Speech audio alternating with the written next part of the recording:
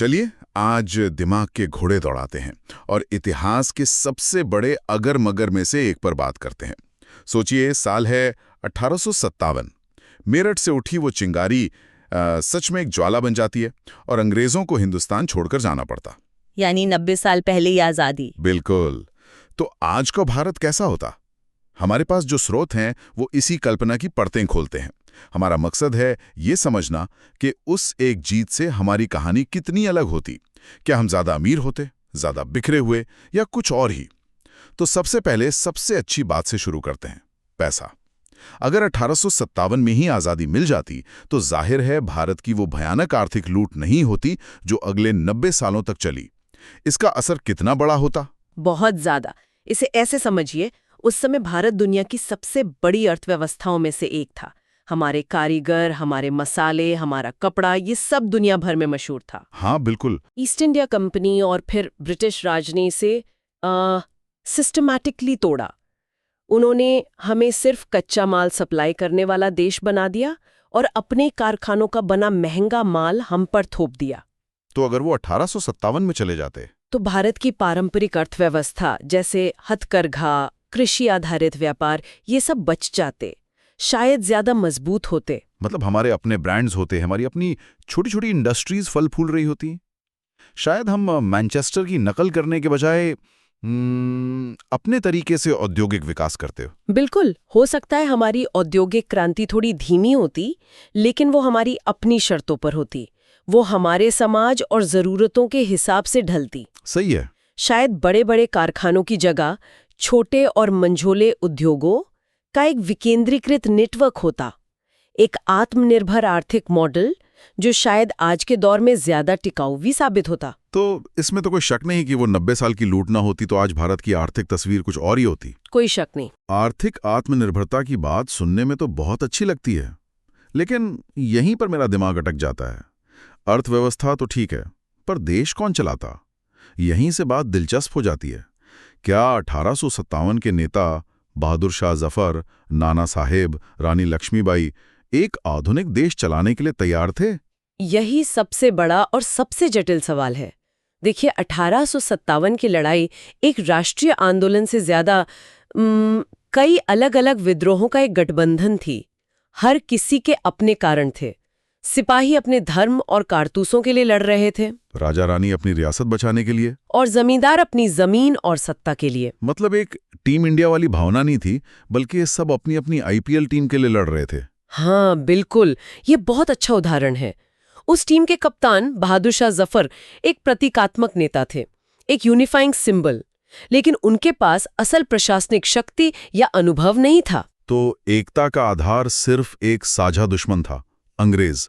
हाँ, साझा भविष्य का कोई नक्शा, कोई संविधान, लोकतंत्र या नागरिक अधिकारों की सोच, ये सब उस समय सामूहिक चेतना में था ही नहीं। लेकिन क्या ये कहना पूरी तरह सही है? आखिर बहादुर शाह जफर को सबने अपना सम्राट तो माना ही था, दिल्ली चलो का नारा भी तो था। क्या ये अपने आप में एक राष्ट्रीय एकता का प्रतीक नहीं था? प्रतीक जरूर था, पर वो एक पुरानी मुगलकालीन एकता का प्रतीक था, एक आधुनिक राष्ट्र राज्य का नहीं। आजादी मिलने के बाद सबसे पहला सवाल यही उठता, अब क्या? क्या भारत एक साम्राज्य बनेगा जिसका राजा दिल्ली में बैठेगा, या सभी रियासतें पूरी तरह आजाद हो जाएंगी? तो मतलब एक संयुक्त भारत की जगह हमें शायद अलग अलग रियासतों का एक ढीला ढाला संघ मिलता, जिसकी कोई एक मजबूत केंद्रीय सरकार ना हो। ज्यादातर चांस तो यही था। हमें एक ऐसा महासंघ मिलता जहां रियासतें अपनी विदेश नीति, अपनी सेना और अपने कानून खुद तय करती। इससे सांस्कृतिक विविधता तो शायद बची रहती, जो अच्छी बात है। हाँ वो तो है, लेकिन जरा सोचिए देश चलाने में कितनी मुश्किलें आती। आज अगर एक जीएसटी लागू करना होता है तो कितनी बहस होती है। तब तो शायद 50 राजाओं और नवाबों से इजाजत लेनी पड़ती। शायद कभी लागू ही नहीं हो पाता। और सत्ता का संघर्ष, अंग्रेजों के जाने के बाद तो ये रियासतें आपस में ही लड़ने लगती। बिल्कुल, उत्तराधिकार के झगड़े, सीमाओं को लेकर विवाद, ये सब तुरंत शुरू हो जाते। एक बाहरी दुश्मन के हटते ही आंतरिक मतभेद सतह पर आ जाते। तो आजादी तो मिल जाती, पर देश शायद एक होकर भी कई हिस्सों में बटा रहता। अच्छा, राजनीतिक ढांचे की बात तो समझ आती है, लेकिन मेरा दिमाग कहीं और जा रहा है। हमारी शिक्षा और आधुनिकीकरण का क्या होता? रेलवे, डाक व्यवस्था, एक जैसी कानूनी प्रणाली, ये सब तो अंग्रेजों की देन मानी जाती है। क्या हम इन मामलों में 90 साल पीछे रह जाते? ये एक बहुत बड़ा सवाल है और इसके दोनों पहलू हैं। ये सच है कि अंग्रेजों ने ये संस्थाएं बनाई, लेकिन हमें ये भी पूछना होगा कि उन्होंने ये किसके लिए बनाई। रेलवे इसलिए नहीं बनी कि भारतीय आसानी से तीर्थयात्रा कर सकें। वो इसलिए बनी ताकि सेना को विद्रोह कुचलने के लिए जल्दी भेजा जा सके और बंदरगाहों तक कच्चा माल पहुंचाया जा सके। मतलब ये सब भारत के फायदे के लिए नहीं, बल्कि उसे बेहतर तरीके से कंट्रोल करने के लिए बनाए गए थे। एक तरह के टूल्स ऑफ कंट्रोल थे। एग्जैक्टली। अब बात करते हैं शिक्षा की। मकौले की शिक्षा नीति का मकसद भारतीयों को सशक्त बनाना नहीं था, बल्कि रंग और खून से भारतीय लेकिन सोच और पसंद से अंग्रेज क्लर्कों की एक फौज तैयार करना था। तो अगर अंग्रेज चले जाते तो क्या होता? यहाँ एक बहुत ही आकर्षक संभावना उभरती है कि भारत अपनी शिक्षा प्रणाली खुद विकसित करता। वाह, ये तो मैंने कभी सोचा ही नहीं था। मतलब हमारी शिक्षा व्यवस्था शायद आज गूगल और गुरुकुल का एक मिश्रण होती। हो सकता है। शायद हम पारंपरिक भारतीय ज्ञान जैसे आयुर्वेद, योग, दर्शन को आधुनिक विज्ञान के साथ जोड़कर पढ़ाते। और सबसे बड़ी बात ये होती कि शिक्षा स्थानीय भाषाओं में होती। हाँ, ये बहुत जरूरी है। अंग्रेजी ने ज्ञान को कुछ चुनिंदा शहरों और एक खास वर्ग तक सीमित कर दिया। एक स्वदेशी प्रणाली शायद शिक्षा को ज्यादा लोकतांत्रिक और गांव-गांव तक पहुंचा पाती। तो हो सकता है हम तकनीकी रूप से थोड़े पीछे रहते, पर शायद सांस्कृतिक रूप से ज्यादा आत्मविश्वासी होते। बिल्कुल। तो फिर इन सब का हमारी राष्ट्रीय पहचान पर क्या असर पड़ता? क्योंकि आज हम जो खुद को भारतीय कहते हैं, वो पहचान तो काफी हद तक स्वतंत्रता संग्राम के साझा अनुभव से ही बनी है। क्या एक साझा दुश्मन यानी अंग्रेज के बिना वो भारतीयता की भावना उतनी मजबूत होती या और बिखर जाती? ये एक दो-धारी तलवार की तरह है। एक तरफ ये कहा जा सकता है कि 90 साल तक चले स्वतंत्रता संग्राम ने ही हमें एक राष्ट्र के रूप में गढ़ा। उस साझा संघर्ष, साझा बलिदान और साझा सपनों ने हमें जोड़ा। और अगर आजादी आसानी से 1857 में ही मिल जाती, तो शायद वो जोड़ने वाली गोंद उतनी मजबूत ना होती। तो मतलब अंग्रेजों के जाने के बाद जाति, धर्म और क्षेत्र की पहचानें और हावी हो जाती। इसकी पूरी संभावना थी। जब एक बाहरी दुश्मन नहीं होता तो आंतरिक मतभेद ज्यादा साफ दिखने लगते हैं। हो सकता है हम मराठी, बंगाली, पंजाबी या तमिल पहचान पर ज्यादा जोर देते और भारतीय पहचान हाशिए पर चली जाती। देश को एक सूत्र में पिरोकर रखना बहुत बड़ी चुनौती होती। लेकिन इसी से जुड़ा एक और सवाल है, फूट डालो और राज करो की नीति का क्या? हमारे स्रोतों में एक बहुत बड़ी बात कही गई है कि शायद 1947 जैसा भयानक विभाजन कभी होता ही नहीं। ये अपने आप में एक बहुत बड़ी और सकारात्मक कल्पना है। हाँ, और ये शायद इस व्हाट इफ सिनेरियो का सबसे सकारात्मक पहलू है। ये मानना गलत नहीं होगा कि सांप्रदायिक विभाजन उतना गहरा ना होता जितना बाद में हुआ। क्योंकि 1857 में तो हिंदू और मुसलमान साथ लड़े थे, कंधे से कंधा मिलाकर लड़े थे। बहादुर शाह जफर दोनों के नेता थे। अंग्रेजों ने इस एकता को अपने लिए सबसे बड़ा खतरा माना और इसके बाद व्यवस्थित रूप से दोनों समुदायों के बीच खाई खोदनी शुरू कर दी। अलग चुनावी प्रणाली, इतिहास को तोड़ मरोड़ कर पेश करना। हाँ, ये सब उसी का हिस्सा था। तो क्या ये मान लें कि अगर अंग्रेज 1857 में चले जाते तो हिंदू मुस्लिम एकता बनी रहती? बनी रहती या नहीं ये कहना मुश्किल है, पर राजनीतिक जहर जरूर कम फैलता। लेकिन हमें बहुत ज्यादा आदर्शवादी भी नहीं होना चाहिए। सामाजिक तनाव उस समय भी समाज में मौजूद थे। अच्छा। अंग्रेजों ने उन तनावों को पैदा नहीं किया, बस उन्हें अपने फायदे के लिए एक औजार की तरह इस्तेमाल किया। उनके जाने के बाद भी वो तनाव किसी और रूप में सामने आ सकते थे, शायद रियासतों के बीच धर्म के आधार पर झगड़ों के रूप में या किसी और सामाजिक संघर्ष के तौर पर। पर हाँ, 1947 जैसी त्रासदी की संभावना बहुत कम हो जाती है। हाँ, ये कहा जा सकता है। अच्छा, अब जरा दुनिया के नक्शे पर भारत को रखकर देखते हैं। एक स्वतंत्र भारत 19वीं सदी के विश्व मंच पर कैसा होता?